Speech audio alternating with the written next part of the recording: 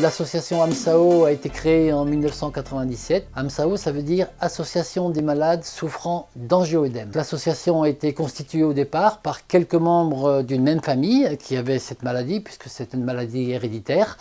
Et petit à petit, l'association s'est développée avec l'aide des quelques médecins qui prenaient en charge les patients. La gouvernance de l'association n'a pas changé depuis le début, c'est-à-dire c'est toujours quelques bénévoles qui s'en occupent. Ces bénévoles ne sont pas du tout rémunérés, ni par des organismes publics, ni par des sociétés pharmaceutiques. Et ça, c'est un point important pour qu'il n'y ait aucun conflit d'intérêts.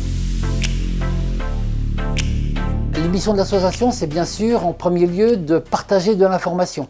C'est une maladie complexe, elle est multifactorielle et la connaissance des mécanismes de cette maladie a beaucoup évolué. Et donc un des rôles de l'association, c'est de faire partager cette connaissance, non seulement au travers des milieux médicaux, mais surtout au travers des patients.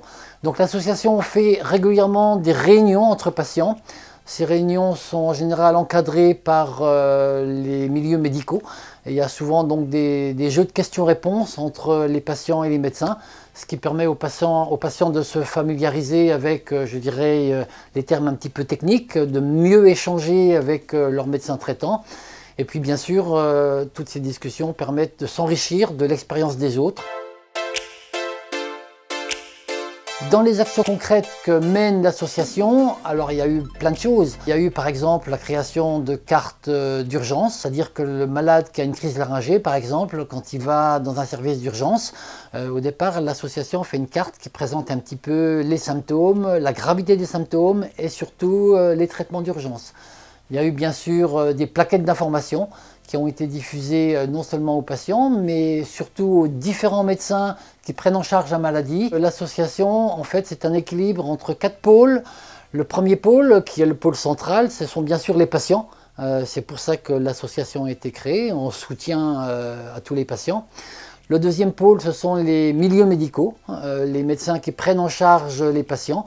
Et maintenant, il faut reconnaître qu'il y a un excellent réseau de spécialistes en France qui a été développé par le CREAC à Grenoble.